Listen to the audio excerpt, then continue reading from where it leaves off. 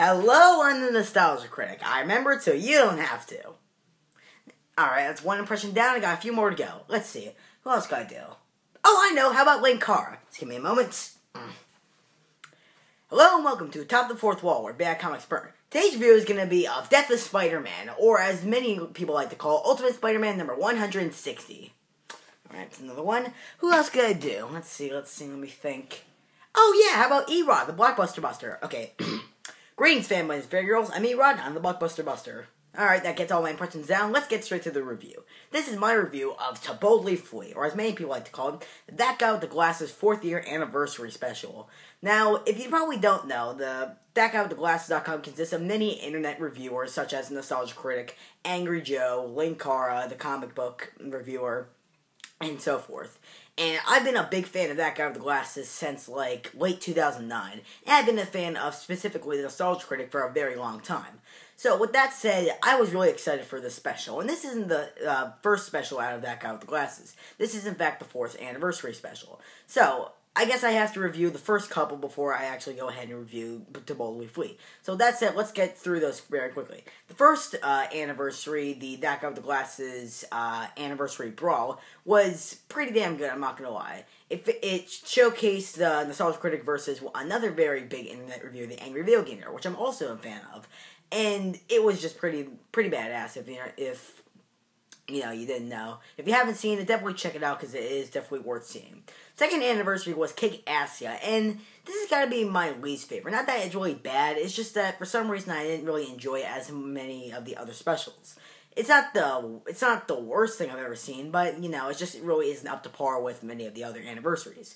Now the third anniversary was Suburban Nights, which came out about last year, and this one was awesome. I really liked this one a lot because it was just really funny. I think this was the funniest out of all of them. It just had a lot of more humor, a lot more, the characters were more funny, and basically it was just overall, I think, the best one out of all of these. Now we get to the 4th year anniversary, which is To Boldly Flee, and this one was pretty damn good, I'm not gonna lie. Now, was it as good as the other ones, or the last one specifically? No, not really, but it was, pretty good. It wasn't, awesome and amazing like I was expecting it to be, but I did think that it was pretty good. And the thing I like about this one the most is that it actually is basically connected to the last anniversary, which was Suburban Nights. It actually does follow the same plot as that one. Well, not the same plot, but it does, have some of the many plot elements that are brought up again here, such as Mati, Malachite, and so forth. And this one was really awesome because, well, of course, it was a sci-fi one, so of course there's many Star Trek references, Star Wars references, and many other sci-fi references in general that probably many of you will understand. Also, same thing with in-jokes of other reviewers and so forth. So, it was really funny seeing all these references, pulled into one. They actually did make sense and actually tie in well with the plot. Now, the one thing that everyone is talking about ever since this, and ever since I think the Nostalgia Critic Scooby-Doo review, is is this the last, thing that we're going to get Nostalgia Critic-wise? And if you haven't seen the video that Doug Walker posted on ThatGuyWithTheGlasses.com, then, well, he has confirmed that, yes, this is in fact, last thing that the Nostalgia Critic will really ever be in, sort of. The character, here, I guess, sort of dies, but not really. He's seen as a ghost, making fun of, Return of the Jedi or whatever like that. And, but this is the last sort of Nostalgia Critic thing that we're really ever going to get, because the Nostalgia Critic weekly episodes that usually come out on Wednesdays will not be, done anymore, which, I know I'm probably going to get a lot of hate for this, but I actually do think it's a good idea stopping Nostalgia Critic here before it gets, tired, because, and that's another thing that Doug Walker stated in his video that he made recently. They just sort of stopped it because, well, they thought it was necessary to stop it. That, yeah, it's a great series and all, and it's going to be, and many fans will probably, like it no matter what, but, they thought it might get, tired after a while, just, sort of drag on. And I couldn't agree better. I couldn't agree more because that's exactly what I think about it. And to be fair, I think that's sort of, been happening these last few episodes because and I'm not the only one. Many fans have said, oh, these last few episodes of Nostalgia Critic aren't really that funny anymore. And I really gotta agree with that, because the last few episodes of Nostalgia Critic have been nothing but crossovers, which were not entertaining excuse me, not entertaining whatsoever. They were just, they weren't really all that funny. And I think the reason is because many of the crossovers that he did with the people, I didn't know these people, and I didn't really find them all that funny. And I know that's, kind of my fault if I didn't watch their content, and them team up with Nostalgia Critic to review a movie. I know that's kind of my fault, but I just didn't really find them all that funny, and I didn't really get really much of their jokes they put into the videos. But, I just didn't really like the crossovers. Crossovers can be done right if done with the right person. Like, the Nostalgia Chick, Linkara, and so forth. But I just really did not like the last few episodes of the Nostalgia Critic before the Scooby-Doo review. Scooby-Doo review I thought was amazing, and it was definitely a great send-off and great parody of, Star Trek The Next Generation. I really did like that. So many people probably understand that reference. But, I just did not really like the last few episodes of Nostalgia Critic. Like, the last really good Nostalgia Critic video, in my opinion, before the Scooby-Doo review was the Patch Adams review. I just thought that was hilarious.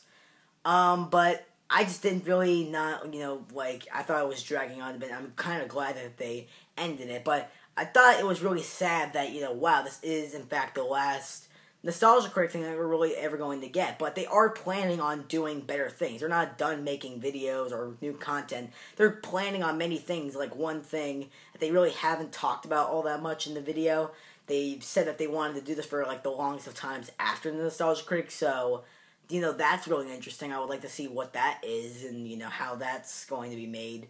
And they're just sort of expanding. They're basically just leaving the nest, and they're just, expanding on many other projects besides the Nostalgia Critic, which I think is a great idea. The Nostalgia Critic was just a great series. Move on with the next series, basically. I think I can't really say it better than that, I think it's a great idea that they end it here before it just drags on, to leave it on a high note and just let it be. They will bring the Nostalgia Critic back on special occasions, which I don't know, like maybe some conventions, maybe some crossovers if, done right, but it'll be still kind of weird because you're just going to be like, well, I haven't seen that character in a while. It's just, weird. But, I can't really say more than that, but I really am excited to see what they do after the Nostalgia Critic. But overall, I thought To Boldly Flee was a great, send-off from the Nostalgia Critic. I thought it was a great, little movie in general. It's online. You can go watch it for free on thatgottheglasses.com. It's great. It's in very multiple parts. One of my only problems with this whole thing is that they released, one part, every 3 days, yet the previous specials, they released them, every day, which just confused me because, it was very confusing. Why not just release, one part every day? It just seemed really weird, so they were just dragging on for, a whole month. It just seemed really just unnecessary, but that's just one of my minor gripes about it, but I thought it was great. That's why I'm going to give To Boldly Flee a 9 out of... I think a 9 out of 10 would be nice, because it was great, and I definitely love the James Rolfe cameo here. James Rolfe is the person that plays the angry video game nerd, and I thought he was absolutely... that his cameo was in this was hilarious, and I will not dare spoil it for you. You just have to check it out, because it is truly... a great cameo, and it was truly very, very sentimental if you know what happened in the beginning of the Nostalgia Critic, the genesis of Nostalgia Critic, and the angry video game nerd versus Nostalgia Critic war, basically. So that was very sentimental. I like the way they ended that. And I just thought it was overall was really great. So check it out if you're a big That Guy with the Glasses fan. If not, then you'll still get a few laughs out of it, but it overall was very great, and, I hope the best for Doug Walker and Rob Walker, so, yeah, talk to you guys later, see ya. I'll try making more videos, it's been busy, so whatever, see ya.